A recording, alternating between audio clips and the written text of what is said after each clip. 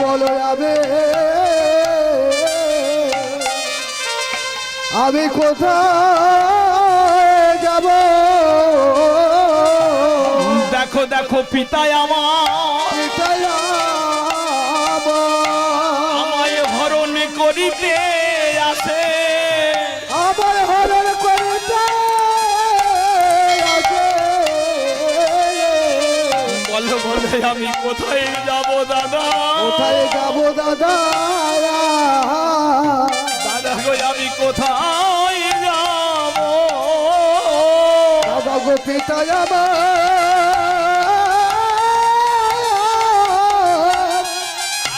হরণ করিতে আসে।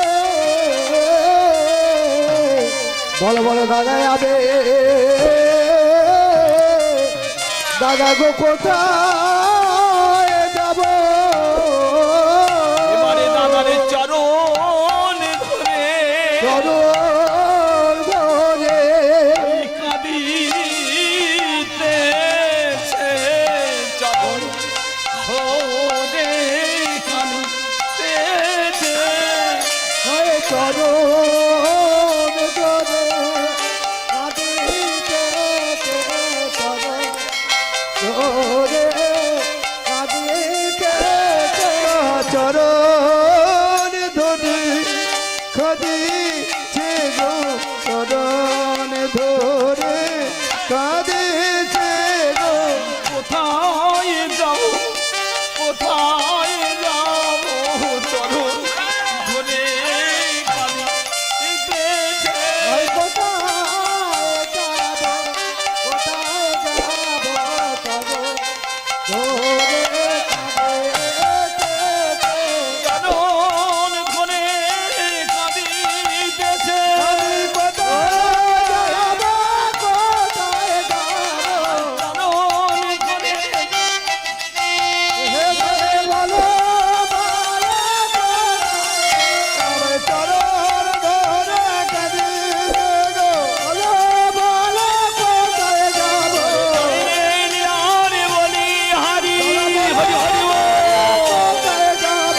যাই রে লীলার বলে ঘাট। বলো, বলো, বলো কোথায় যাব? যাই রে লীলার বলে ঘাট। বলো, বলো কোথায় যাব? যাই রে লীলার বলে ঘাট। বলো, বলো কোথায় যাব? দাদা বলো, বলো যাবে হবে কোথায় যাব?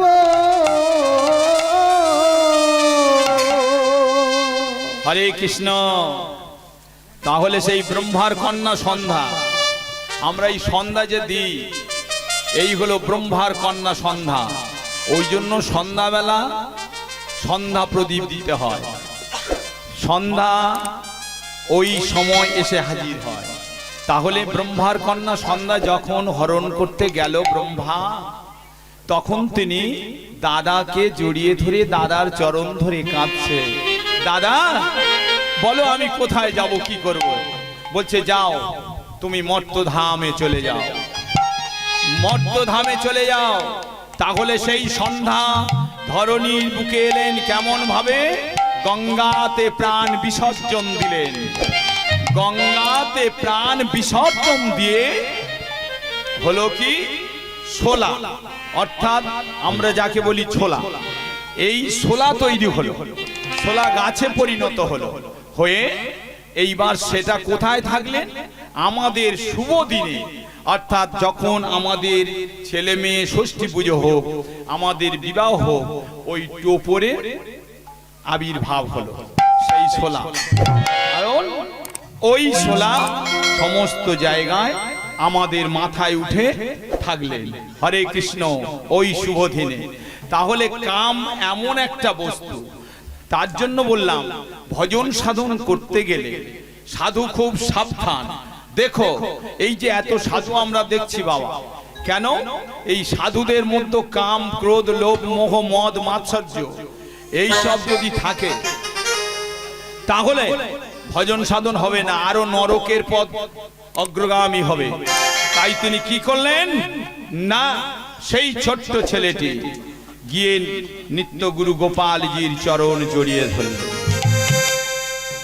যখনই চরণে জড়াইয়ে ধরেছে, জড়াইয়ে ধরে ওই গুরুর চরণে জড়াইয়ে ধরে বলিছে, গুরুদেব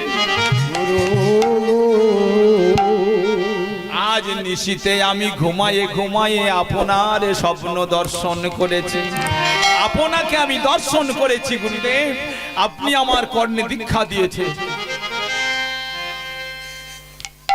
আচ্ছা বাবা, তোমার নাম কি? আমার নাম হলো হরিবল্লভ। বাবা রে, আজ আমি নিশীতে স্বপ্নে দর্শন করেছি তোমার মতো পুত্র, অর্থাৎ তোমাকেই আমি স্বপ্নে দর্শন করেছি, তুমি আমার কাছে এসে দীক্ষা নিচ্ছ। খুব ভালো হয়েছে বাবা, তুমি যখন এসেছো তুমি এক কাজ করো, যাও ওই গঙ্গা থেকে স্নান করে এসো। হরে কৃষ্ণ। ছোট্ট ছেলেটি ওই গঙ্গা থেকে স্নান করে এলেন। গঙ্গা থেকে যখন স্নান করে এলেন, এসে গুরুদেবের কাছে বসেছে। দুটো আসন করলেন, একটা গুরুদেব বসলেন, একটা হরিবল্লভ বসলেন।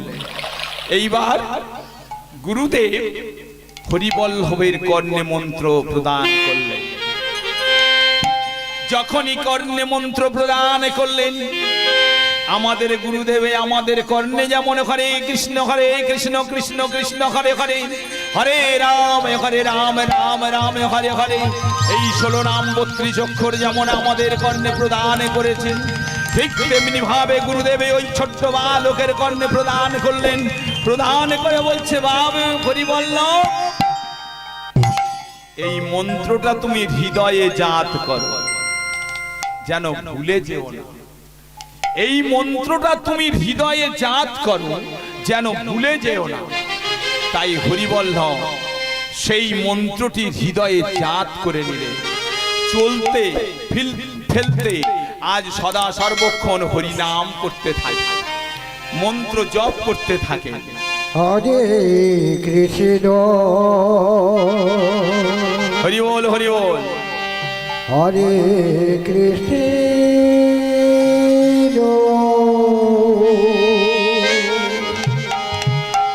কৃষ্ণ কৃষ্ণ হরে হরে হরে রাম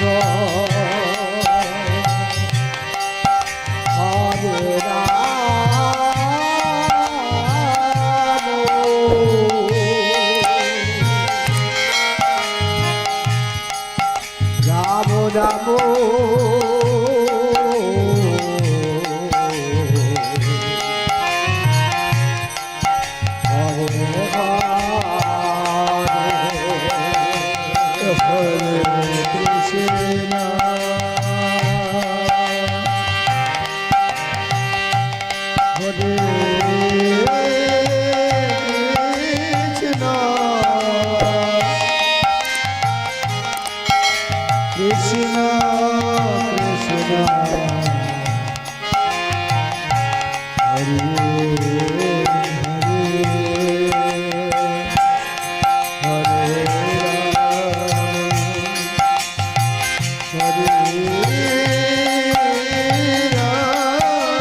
রাম রাম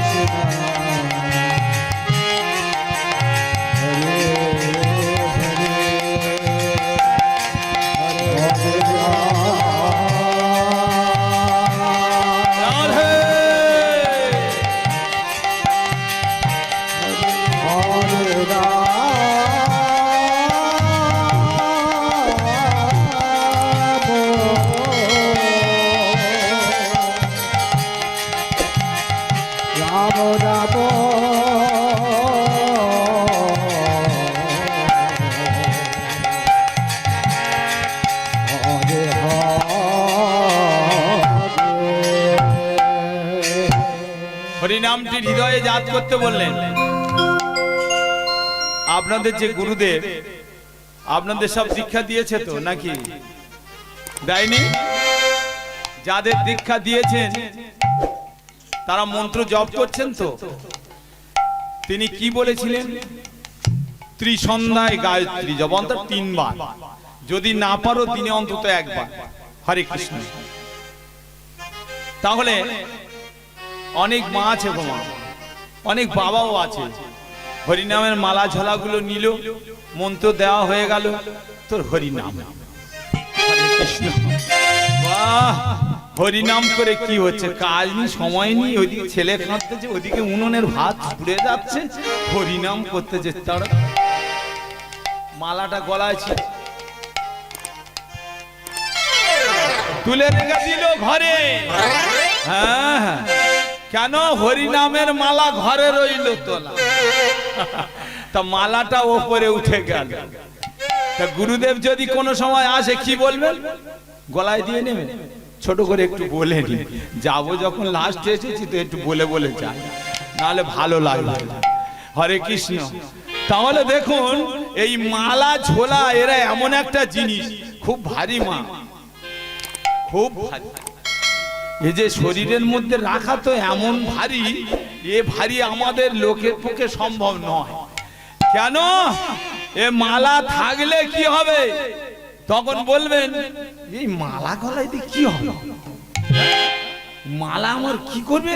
তুলসীর মালা গলায় দিয়ে কাজ নেই। কোথায় গেলে কি বলে, বাবা ভণ্ড সাধু সেজে বসা, বলবে না? তা বাবা এই ভণ্ড সাধু, এই ভণ্ড সাধু কি কাজ করবে জানো? হ্যাঁ, এই তুলসীর মালা যদি গলায় থাকে, যতই পাপ করো না কিছু কিছু হবে না। হ্যাঁ, কিছু হবে না, কেউ তোমাকে স্পর্শ করতে পারবে না। ভূত পেট, ভূত তোমার গায়ের ধারে লাফালাফি করবে, ধরতে পারবে না। এর এত গুণ আছে। কিন্তু আমরা বলি ও বাবা ভূতে ধরেছে, বাতাসে লেগেছে, সব সব মিথ্যা কথা, ভৌলুমি বাবা। হ্যাঁ, মানুষের কাছে যাবেন, মাথায় হাত বুইলে দে 500, দে 1000, দে 600, ভূত চেপেছে। ভূত নাকি চেপেছে? হরে কৃষ্ণ। তাহলে তুলসীর মালা গলায় থাকলে ভূত চাপবে? ভগবান নিজে যখন জন্মেছিল, যখন দুধ খায়নি, মায়ের বুকের দুধটা খেলো না, ভগবান তখনও বলেছিল। হ্যাঁ, কে বলেছিল? ডাক্তার যখন নারী পরীক্ষা করেছিল, বলেছিল এর তো কোনো ব্যাধি হয়নি, বৈদ্য এসে ঝাড়ালো, তিনিও বললেন কই ভূত প্রেত কিছু থাকে না। ভগবান হেসে বলেছিল আমার নাম শুনলে তারা পালিয়ে যায়, ভূত প্রেত থাকে না। আবার আমার উপরে হাওয়া বাতাসের দৃষ্টি, আমাকে ঝাড়ফুঁক করার জন্য ওঝা নিয়ে এসেছে। মা দেখ, আমার বাবা ডেকে নিয়ে এসেছে, দেখছেন তো?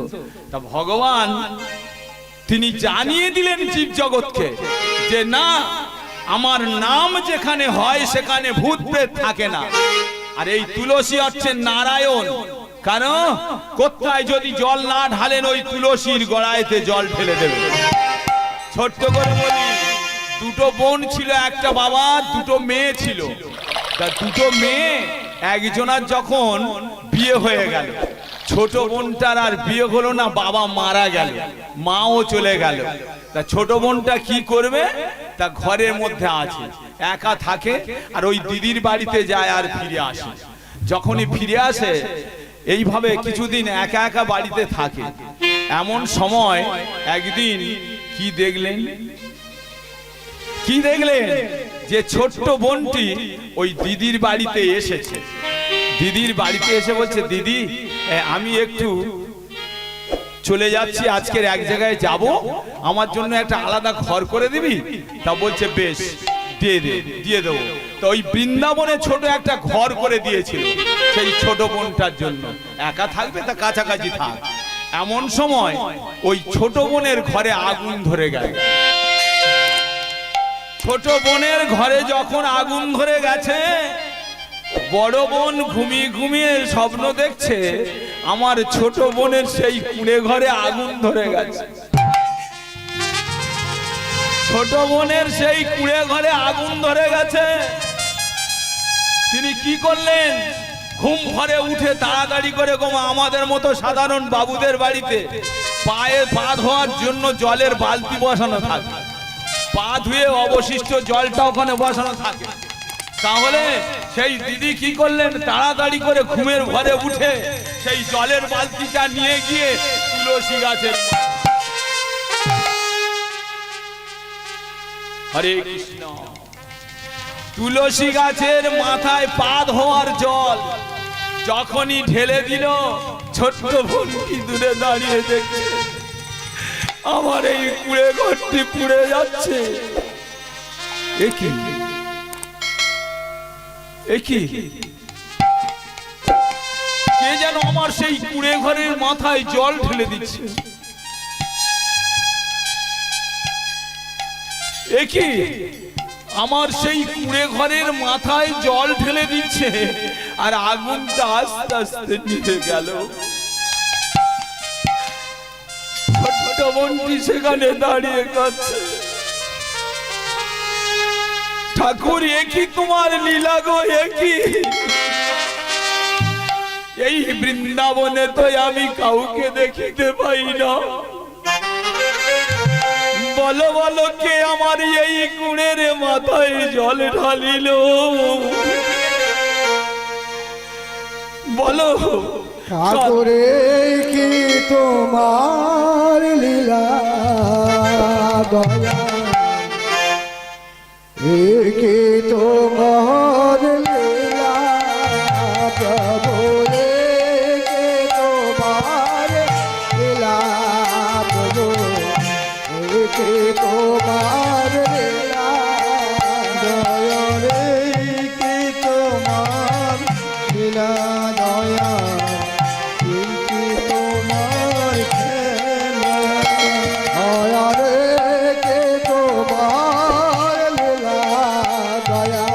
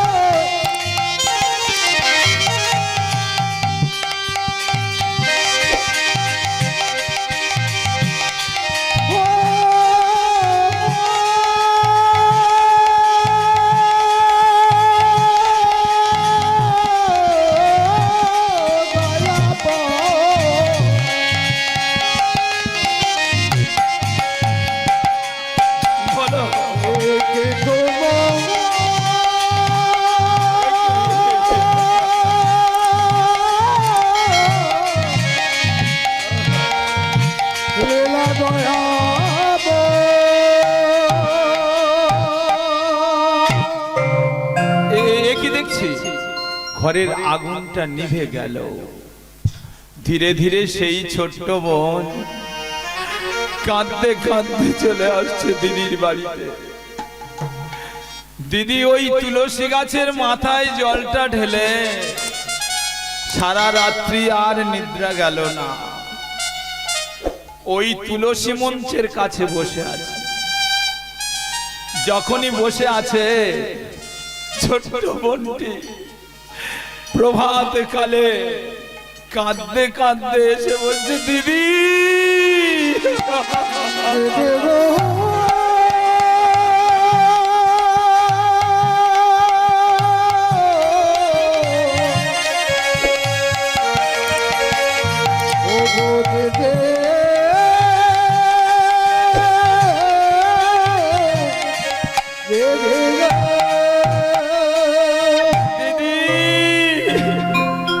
আমার এ কি হলো রে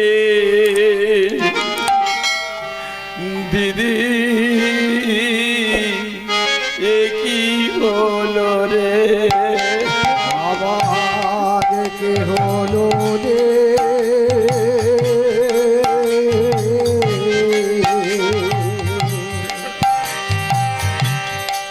দিদি, কি হলো রে আর এ কি হলো,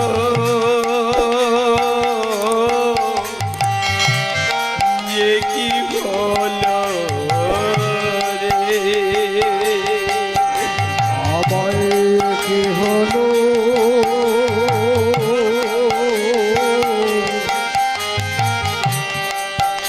আমার কি হলো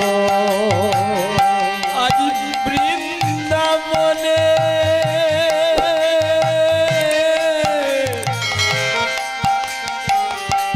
আমি এলাম দিদি,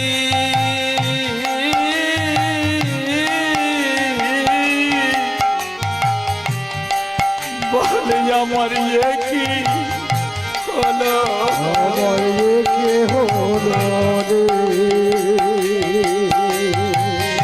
বৃন্দাবনে এলাম দিদি, বৃন্দাবনে এলাম দিদি, কি হলো রে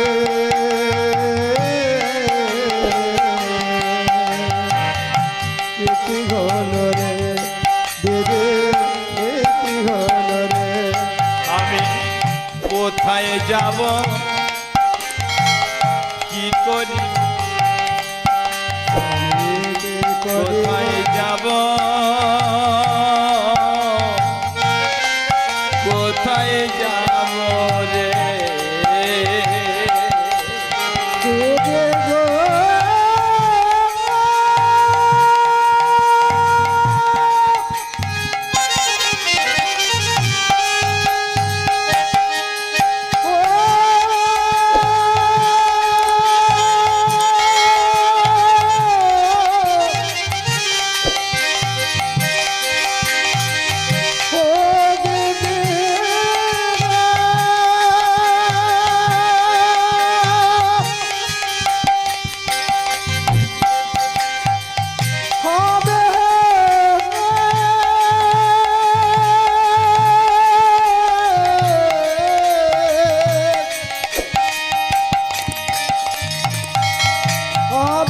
কোথায় যাব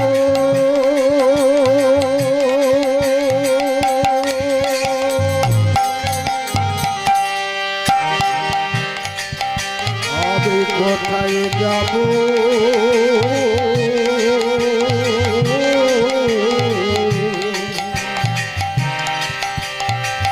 কে করিব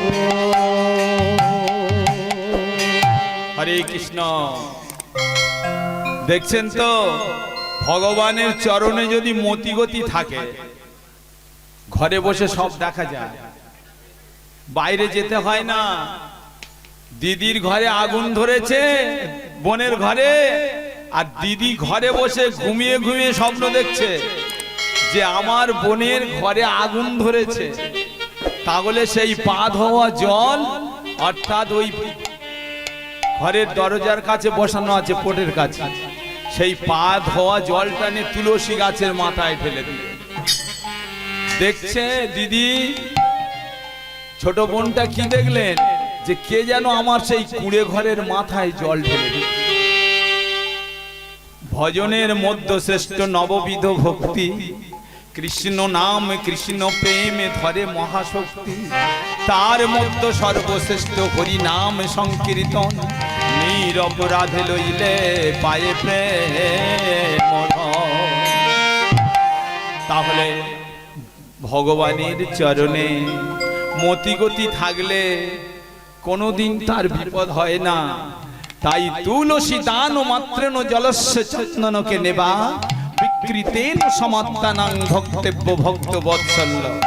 হরে কৃষ্ণ, কিছু করতে লাগবে না গো মা, মন্দিরে পূজা আরম্ভ যাই কিছু করো না কেন, স্নান করে পবিত্র হয়ে শুধু এক গণ্ডূষ জল, একটি তুলসী পত্র হয় গোবিন্দের শিরে দিন, না হলে ওই গ্লাসের জলটি নিয়ে তুলসীর মাথায় ঢেলে দিন। তুলসী দান মাত্রেন জলস্য চন্দনকে নেবা, বিকৃতেন সমাত্তানাং ভক্তেব্য ভক্ত বৎসল্য। কেন? অর্চনা যার উপাদান, যাহাতে ভগবান বস, সত্য সত্য এই তুলসীতে আমার গোবিন্দ বস। এই তুলসী যেখানে আমার গোবিন্দ, সেখানে আমরা কি করছি মা? যেখানে সেখানে হয়ে আছে, ঝাঁটিয়ে বিদায় করছি। হরে কৃষ্ণ, খুব সাবধান, খুব সাবধান। ভগবান ওই তুলসী গাছে বিরাজ করছে, ঝাঁটা তুলসীর গাছে যেন লাগে না, তাহলে ভগবানকে ঝাঁটা মেরে তাড়িয়ে দেবে। হ্যাঁ, কি বললেন? যেখানে তুলসী সেখানে আমি, কোথায় যেতে হবে না, আমার শিরে জল ঢালো। আমি মন্দিরে বসে আছি, তা কি হয়েছে? তুমি আমার ওই তুলসী গাছে ঢালো না, কোনো চিন্তা নেই। কিন্তু মা, যেখানে সেখানে তুলসী গাছ হয় আর আমরা ঝাড় দিয়ে দিয়ে যেখানে সেখানে হচ্ছে ওরা মাল, যেখানে না। ভগবান এই হচ্ছে এর নাম, এক নাম হচ্ছে বৃন্দা। এই যে বৃন্দা, ইনি আমাদের পারের কান্ডারি। আজকের সেই দেখুন, ছোট্ট কথাটা বলতে বলতে অনেক দূরে চলে যাচ্ছে। হরে কৃষ্ণ, ভগবান তিনি কি করলেন না, সৎগুরু তিনি ওই জানিয়ে দিলেন, যাও স্নান করে এসে বসো।